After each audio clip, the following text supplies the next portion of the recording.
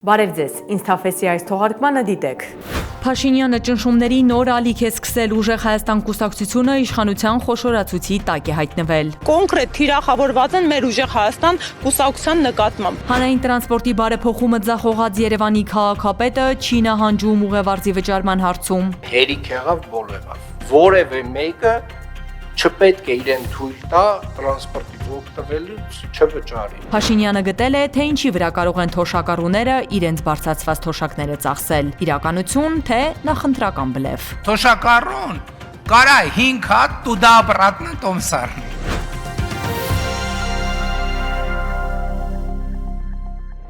Իշխանությունը գրոհ է սկսել եկեղեցուն աջակցելու համար 10 ամիս կալանքի տակ գտնվող Սամվել Կարապետյանի առաջնորդած ուժեղ Հայաստան կուսակցության անդամների և համակիրների դեմ։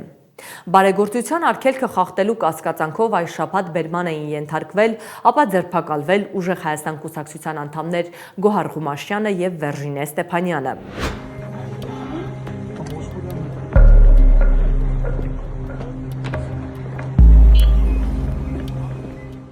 Ըստ Հակակոռուպցիոն կոմիտեի բարեգործություն իրականացնելու օրենսդրական արգելքի պայմաններում ուժեղ Հայաստան կուսակցության անդամի կողմից այլ անձի օժանդակությամբ մարտին ընտրություններին մասնակցող բնակիչների մի դեպքում անհատույց տրամադրվել է դրամական միջոց, մեկ այլ դեպքում արտոնյալ պայմանով խոստացվել է ծառայության մատուցում։ Հակակոռուպցիոն կոմիտեն ձայնագրություններ հրապարակել։ Հարաշոտովնա, ես նոր մտածեցի։ Տելևիզորը ունել ինչ անում, դրա տեղը փող կարած փողով։ Հա, դրա տեղը փողով, ինքը տելևիզորն ինչ անում, տունը կա։ Հիմա այս ֆայն ինքը դրա կարիք շատ ունի։ Քննիչը դատարան միջնորդություններ ներկայացրել Գոհար Ղումաշյանի և Վերժինե Ստեփանյանի նկատմամբ կիրառել տնային կալանք։ Սա այն դեպքում, երբ Գոհար Ղումաշյանը 3 անչափահաս երեխա ունի։ Նրա երրորդ զավակը մի քանի օր առաջ էր դուրս եկել 40-ից։ Հակակոռուպցիոն դատարանը, սակայն ուժեղ Հայաստան կուսակցության ներկայացուցիչներ Գոհար Ղումաշյանի և Վերժինե Ստեփանյանի նկատմամբ կիրառել էր վարչական հսկողություն։ Նրանք ազատ էին արձակվել։ Կանանց կալանավորելու միջնորդությունը հանրային դժգոհություն էր առաջացրել։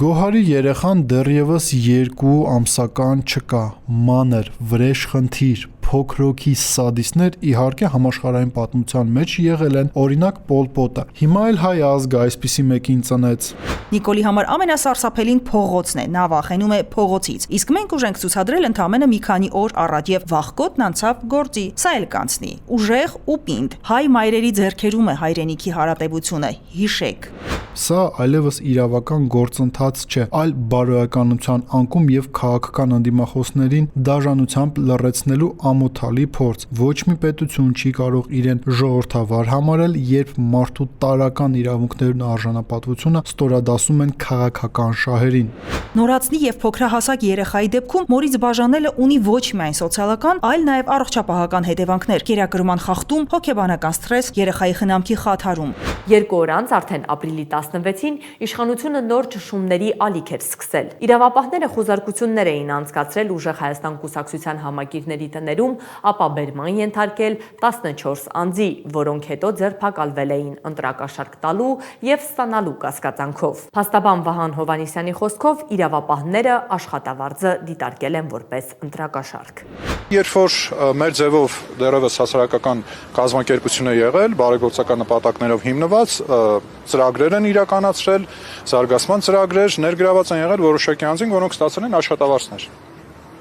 Հիմա ըստ վարույթն իրականացնող մարմնի, որքան ես հասկացա, այդ աշխատավարձները դիտարկվել են որպես ընտրակաշառք։ Ուժեղ Հայաստան կուսակցության մամուլի քարտուղարը ահազանգել էր, որ փաստաբանների մուտքը Հակակոռուպցիոն կոմիտե չի թույլատրվել ու միայն մարդու իրավունքների պաշտպանի միջամտությունից հետո են իրավապահները փաստաբաններին թույլատրել մտնել Հակակոռուպցիոն կոմիտե։ Ուժեղ Հայաստան կուսակցության ներկայացուցիչները իրենց համակիրների նկատմամբ ճնշումները պայմանավորում էին իշխանության վախերի հետ։ Իրավապահ մարմինների ռեսուրսը, երբ սրընթաց հանցավորությունները, հանցագործությունների տեսակները տասնապատիկ տոկոսներով ու քանակությամբ աճում են, կենտրոնացված են բացառապես ընդդիմադիր քաղաքական ուժերին ճնշելու, այս դեպքում կոնկրետ թիրախավորված են մեր ուժեղ Հայաստան կուսակցության նկատմամբ։ Ընտրակաշարք տալու եւ ստանալու կասկածանքով ձերբակալվածներից մեկն էլ ուժեղ Հայաստանի անդամ Հասմիկ Ամիրզադյանն է, որն ըստ փաստաբան Լուսինե Մարտիրոսյանի 5 որդեգրած երեխա ունի։ Ուժեղ Հայաստան կուսակցության անդամները անչափահաս երեխաների մորը ձերբակալելը բարոյականության անկում էին համարում։ Սոցցանցերում ակտիվորեն քննարկվում էր ուժեղ Հայաստան կուսակցության անդամների ձերբակալությունները։ Ամեն օր բռնելով ուժեղ Հայաստանի մարդկանց իշխանությունները ուզում են հասկացնել Սամվել Կարապետյանին եւ իր թիմին, որ ընտրությունների վրա առանձնապես հույս չդնեն։ Բռնելով մարդկանց Նիկոլենք հանրությանը արագ հավաքվելու դրայվ ու ցանկություն են տալիս, լինին դա դատարանների դիմաց կամ ոչ միայն։ Նիկոլ Փաշինյան սովորի պարտվել արժանապատվորեն, կանանց ու աղջիկներին ձերբակալելը տղամարդկություն չի, չնայած ում եմ ինչ ասում։ Ժողովուրդ ջան, մեզ պետք է առաջնորդ, ոչ թե մարդ, ով սեփական ժողովրդի մեջ թշնամիներ է փնտրում ու թշնամացնում մեկը մյուսի հետ։ 14 ձերբակալված քաղաքացիներից 2-ն ազատ էին արձակվել, 12-ի նկատմամբ որպես խափանման միջոցներ էին կիրառվել տնային կալանքը, գրավը եւ բացակայելու արգելքը։ Ապրիլի 17-ին, երբ հակակոռուպցիոն դատարանում ընթանում էր Սամվել Կարապետյանի գործով նիստը, Փաշինյան ազգային ժողովի ամբիոնից հայտարարել էր. ուժեղ Հայաստան կուսակցությունը եւ Հայաստան դաշինքը ընտրություններում չպետք է հաղթահարեն անցողիկ շեմը։ Ու դա ամեն օրվա հետ ավելի իրատեսական քաղաքական խնդիր է դառնում ու այդ իրատեսականությունը այս ամբիոնից ուղակի ճառագեց։ Ինչի՞, որովհետև նախ այն քաղաքական ուժերը, որոնք հանդես են գալիս ժողովրդին անվանելով ժեղ, շունուշանգյալ, բոշա, այսինքն ստեղ իրանք ինչ են, մարտահրավեր են նետում, որ իրան ձայն տվող մարդը պետք է ինքը իրան հայտարարագրի որպես ժեղ, շունուշանգյալ ու բոշա, սա իրանց մարտահրավերն է եւ Հայաստանի քաղաքացին պետք է որոշի, այդ մարտահրավերը ընդունում է թե չէ։ Խորհրդարանի նիստին զուգահեռ հակակոռուպցիոն դատարանի բակում իրավիճակը լարվել էր, քաշքշոց էր սկսվել քաղաքացիների եւ ոստիկանների միջև, ինչից հետո 17 քաղաքացու բերման էին ենթարկել։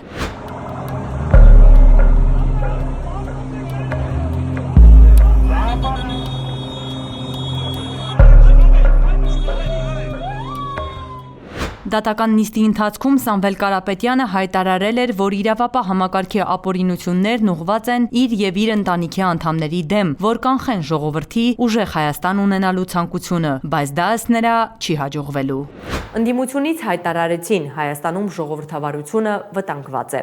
Ազգային ժողովի ընդդիմադիր Հայաստան խմբակցության պատգամավոր Իշխան Սաղաթելյանը ուժեղ Հայաստան կուսակցության անդամների ձերբակալությունների ֆոնին առաջարկել էր քաղաքական ուժերին միասնական հանրահավաք անցկացնել իշխանությունների ապօրինությունների դեմ։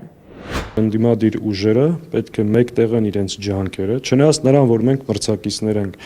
առաջիկա ընտրություններին, բայց կան կարևոր կենսական նշանակության առաջնային հարցեր, որոնց շուրջ պետք է համագործակցենք։ Եվ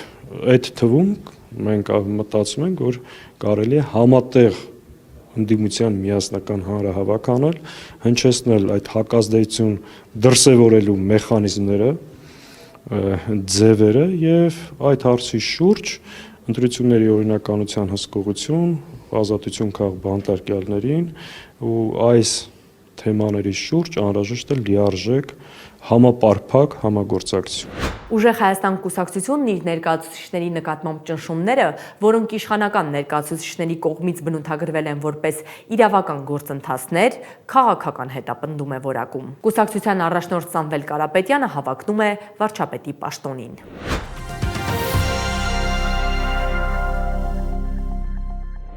Նախորդ շաբաթ վարորդներից դժգոհող Երևանի քաղաքապետը, որը նրանցից պահանջել էր մասնակցել հանրային տրանսպորտի ուղևորձի հավաքագրմանը, այս շաբաթվա սկզբին գործակարգավարական խորհրդակցությունը սկսեց վարորդներին ուղղված շնորհակալություններով։ Տիգրան Ավինյանը տվյալներ ներկայացրեց, ըստ որոնց նախորդ շաբաթվա ընթացքում հանրային տրանսպորտի ուղևորձից ստացված եկամուտն ավելացել է։ Նախորդ շաբաթվա միջինացված տվյալներով Երևան քաղաքում հանրային տրանսպորտից օգտվողների վալիդացիաների քանակը ավելացել է 15-ից մինչև իսկ 30%, տարբեր օրերին համեմատած դրա նախորդ շաբաթվա օրերի հետ։ Ապրիլի 6-ին էր Ավինյանը դժգոհել վարորդներից, նրանց մեղադրել ուղևորցի հավաքագրմանը չմասնակցելու մեջ եւ հրահանգել, որ ուղևորից պահանջեն ուղևորցը վճարել տոմսով։ Ավինյանի այս հրահանգը վարորդների եւ ուղևորների մեջ վեճեր էր առաջացրել, անախորժությունների առիթ դարձել։ Իսկ արդեն 1 շաբաթ անց Ավինյանը հայտարարեց, թե գոհ է վարորդների աշխատանքից, ավելին հրահանգեց, եթե քաղաքացիները ուղևորատոմս չունեն, ապա վարորդը պետք է երթևեկությունը չշարունակի։ Պետք չի նյարդայնանալ, պետք չի ավել որևէ բառ եւ նախադասություն ասել, երբ որ մարդը չի վճարում, վարորդը թող դադարեցնի երթևեկությունը եւ պահանջի, որ կամ վճարի, կամ ավտոբուսից իջնեն։ Եվ մնացյալ քաղաքացիներին խնդրում եմ աջակցել վարորդին այս գործում, որովհետեւ հերիք եղավ, բոլ եղավ։ Որևէ մեկը չպետք է իրեն թույլ տա տրանսպորտից օգտվելուց չվճարի, որովհետև ինքը բեռա մեր բոլորի վզին, ձեր վզին, սիրելի երևանցիներ, ովքեր որ պարտաճանաչորեն վճարում եք։ Ու մինչ Ավինյանը իր գոհունակությունն է հայտնում վարորդներին, իսկ ուղևորավարձը չվճարած քաղաքացիներին բեռ անվանում իրենց գլխին, մարդիկ շարունակում են դժգոհել Երևանում չբարեկարգված հասարակական տրանսպորտի աշխատանքից։ Տրանսպորտի տարրական հարցը դեռ լուծված չէ։ Խնդրեմ նայեք, սա է պատկերը, ամեն օր աշխատանքի գնալ իսկական փորձություն է։ Ահավոր է մի խոսքով։ Տիգրան Ավինյան, Երևանի քաղաքապետարան, նայեք ու հետևություններ արեք։ Հանրային տրանսպորտը վերածվել է ռինգի, իսկ վարորդները կարծես մոռացել են իրենց հիմնական գործառույթը ապահով եւ անվտանգ փոխադրում իրականացնելը։ Փոխարենը նրանք հաճախ յուրաքանչյուր ուղևորի հետ նասմերձ վիճաբանության մեջ են մտնում։ Այսօր շատ զազրելի եւ վտանգավոր երևույթի ականատես եղա։ Վարորդը առանց մեքենան արգելակելու իջավ եւ սկսեց կռվել երիտասարդ աղջկա հետ։ Այդ ընթացքում մեքենան շարունակեց ինքնաբերաբար շարժվել, իսկ ուղևորները փորձեցին ֆիզիկական ուժով կանգնեցնել այն, սակայն չհաջողվեց։ Բարեբախտաբար վարորդի կողքին նստած աղջիկը կարողացավ նստել ղեկին եւ կանգնեցնել մեքենան։ Փաստորեն հանրային տրանսպորտը արդեն վտանգում է մարդկանց կյանքը, ինչը բացարձակ անթույլատրելի է, եւ այս ամենը կատարվում է Ավինյանի հովանավորչությամբ։ Քաղաքային կառավարումը փաստացի տապալած, իշխանությունները շարունակում են բարեփոխումների անվան տակ վտանգավոր փորձարկումներ անել քաղաքացիների նյարդերի եւ առողջության հաշվին, փոսառատ ճանապարհների եւ անձրևներից հետո չաշխատող ջրահեռացման համակարգերի պայմաններում հանրային տրանսպորտի վարորդներին վերահսկիչ դեր պարտադրելը ոչ միայն անտրամաբանական է, այլև վտանգավոր։ Ավինյանի հրահանգը, թե վարորդները պետք է ուղևորներին թույլ չտան առանց տոմսի առաջանալ, բառի բուն իմաստով կռիվների պատճառ է դարձել։ Ինստաֆեսի նախորդ թողարկման ժամանակ ներկայացրել էինք տրանսպորտում արձանագրված միջադեպերից ընդամենը 2-ը։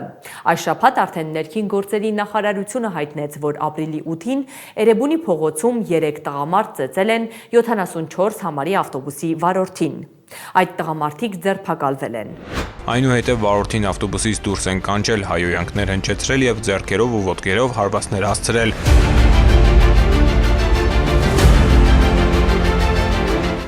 Ավինյանը անդրադառնալով այս միջադեպին իր աջակցությունն էր հայտնել վարորդներին եւ հույս հայտնել, որ իր խոսքով ոտնձգություն կատարած այդ անձինք խիստ կպատժվեն։ Իրականում որևէ ոտնձգություն վարորդների նկատմամբ դա միայն անհատ անձի նկատմամբ ոտնձգություն չէ։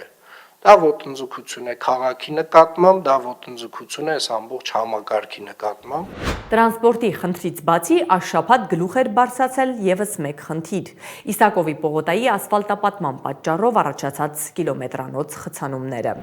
Իրավասու պաշտոնյաներ, դուք տեսել եք Երևան քաղաքի վիճակը, թե ծառայական ավտոմեքենաների պատուհաններից չի երևում։ Դժվար է Իսակովի պողոտայի աշխատանքներն արագացնել, գիշերները աշխատել, մարզերից մի քանի կարգախումբ պարեկ ավելացնել, որպեսզի գոնե այս օրերին շրջանցող բոլոր խաչմերուկները կարգավորեն։ Բաբաջանյան, Շերամ, Շիրակի, Արտաշիսյան, Նժդեհի փողոցներ, Արշակունյաց պողոտա եւ այլն։ Քաղաքում 13-14 կիլոմետր տարածությունը 1 ժամ 45 րոպեում անցնողները պատկերացնում եք ինչ քանակի ու բնույթի հայհոյանքներ են ձեզ հնչեցնում։ Ձեր ընտանիքները ափսոս չեն։ Ամենօրյա 15 րոպեի ճանապարհը վերջին 1-1.5 տարիներին շուրջ 2 ժամում ենք անցնում։ Դավթաշենից շարժվել ենք 8-30-ին ու կենտրոն հասել 10-23։ Այս ընթացքում կարող ենք սնվել, շպարվել, սա չեմ սիրում, եթե ղեկին չես քնել։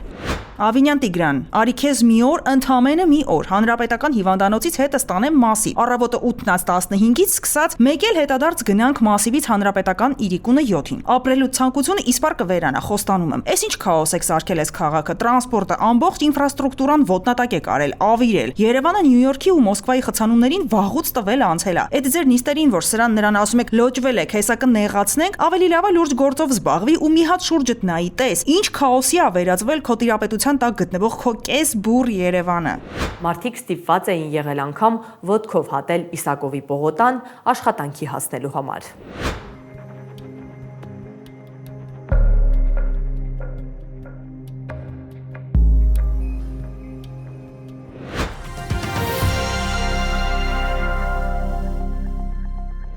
Նիկոլ Փաշինյանը թոշակառուների համար ճակերտավոր ասած ուրախ լուրով էր օրեր առաջ ազգային ժողով գնացել։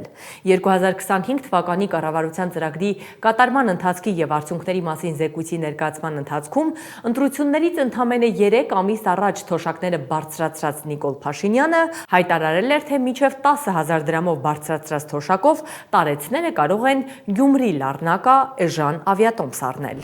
Կիրակի օրվա համար դեպի Լառնակա 2 եվրոյով տոմս կա։ Այսինքն 900 դրամով Գյումրի Լառնակա ավիատոմս կա, դա երկկողմանի մասին է, չէ, որ չէ, մի կողմանի մասին է։ Դե ասա համը հանել են, էլի դե անելու բաներ դա որ։ Այսինքն մեր բարձրացրած թոշակով ապրիլի 1-ից բարձրացրած թոշակառուն կարա 5 հատ տուդա ապրատնա տոմս առնի։ Փաշինյանն այս հայտարարությունն արել էր ի պատասխան թիմակցի Շիրակ Թորոսյանի հարցի, թե հնարավոր է ավելին անել թոշակառուների կենսամակարդակը բարձրացնելու համար։ Գյումրի Լառնակա ուղղությամբ ավիատոմսը էժան գնով ձեռք բերելու վերաբերյալ Փաշինյանի հայտարարությունը սոցցանցերում մեծ աղմուկ էր բարձրացրել։ Չէ՞ որ ճամփորդության համար միայն ավիատոմս գնելով չես սահմանափակվում։ Հատկապես Կիպրոսի դեպքում պետք է նաև վիզա ստանալ, ինչը նույնպես հավելյալ գումար է պահանջում։ Բացի այդ, պետք է հոգալ նաև հյուրանոցի ծախսերը։ Ինչ որ հրաշքով այսօր Վիզերը սկսում է Գյումրի Լառնակա թռիչքի տոմսերը վաճառել $2։ Շատ չանցած ՆՓ-ն սկսում է տոմսերի գների հետ կապված նախընտրական քարոզարշավ հայտարարելով, որ թոշակառուները կարող են 900 դրամով տոմս գնել եւ թռչել Կիպրոս։ Ստեղ մի հարց է առաջանում. մեր վճարած հարկերի հաշվին ինչքան պետական սուբսիդիա է ստացել Վիզերը, որպեսզի դառնա ՆՓ-ի նախընտրական քարոզարշավի մաս։ Մինչև օրս համոզված էի, որ Կիպրոսում հանգստանալու համար պետք է գրանցվել վիզաների կենտրոնում, վճարել վիզայի գումար, գնել ինքնաթիռի տոմս, վճարել հյուրանոցի կամ բնակարանի համար, ի վերջո մի բան ուտել այնտեղ։ Ակազվայույցը մենակ տոմսն է, որ թույլ կտա մի քանի օր հանգստանալ Կիպրոսում։ Աչքիս մենք ապրում ենք տարբեր իրականություններում։ Ապրի տատին Նիկոլաս հարկատուների հաշվին բացահայտ ընտրակաշառք է բաժանում թոշակի տեսքով ու իրան այս պահին կալանավորող չկա ու ամենադաժանն են է, որ Նիկոլասեր տածիները գիտեն քձիբը իրա ջեբից է հանում տալիս։ Այսօր Մուտիլովշիկը 10,000 դրամը շինել էր Լառնակայի տոմս, փոխանակ 10,000 դրամը վերածեր սննդի ու ստանար 1.5-ից 2 կիլոգրամ տավարի միս կամ վերածել աստղաբաշխական գների հասած կատնամթերքի կամ մեկ բժշկի այցի։ Հասկանում եք, որքան է Նիկոլի ոտքերը կտրվել հողից, որ 10,000 դրամ թոշակառուին տալուց խոսում է Կիպրոս գնալ հանգստանալու մասին։ Այսինքն թոշակառուն Նիկոլի կամ նրա ընտանիքի նման այլ խնդիր չունի լուծելու այդ 10,000 դրամով, միայն նստած մտածում էր ոնց գնալ Լառնակա, ուղակի տոմսի փող չուներ։ Մարդը $500 ձեռքին չի կարող իրեն Լառնակա գնալու հաճույք պատճառել, սրանք խեղճ թոշակառուների թոշակը իբր բարձրացրել են, փոխարենը ամեն ինչ թանկացրել, ասում են Լառնակայի տոմս գնեք Գյումրիից։ Գյումրիի օդանավակայանից դեպի Լառնակա, Կիպրոս էժան ավիատոմսերը վաճառում է Վիզեր հունգարական ավիաընկերությունը, որը չնայած ցածր գնային քաղաքականություն է վարում, բայց այն կայուն չէ։ Այսինքն ժամերի ընթացքում ցածր գնով ավիատոմսերի գները կարող են փոխվել եւ բարձրանալ։ Օրինակ առավոտեեմ լրատվական կայքը ֆիքսել էր, որ Փաշինյանի ասած $2 Գյումրի Լառնակա տոմսի գինը մի քանի ժամվա ընթացքում փոխվել փոխվել էր, դարձել $49, այսինքն գրեթե 19,000 դրամ։ Բացի այդ, միշտ չէ, որ մի ուղղությունը եւ հետդարձը նույն գինն արժեն։ Ապրիլի 15-ին, երբ Գյումրի Լառնակա-Տոմսն արժեր $2, Լառնակայից վերադարձը արժեր արդեն $20։ Ինստաֆեսի այս թողարկման համար առանձնացրել էինք այսքանը։ Շնորհակալություն։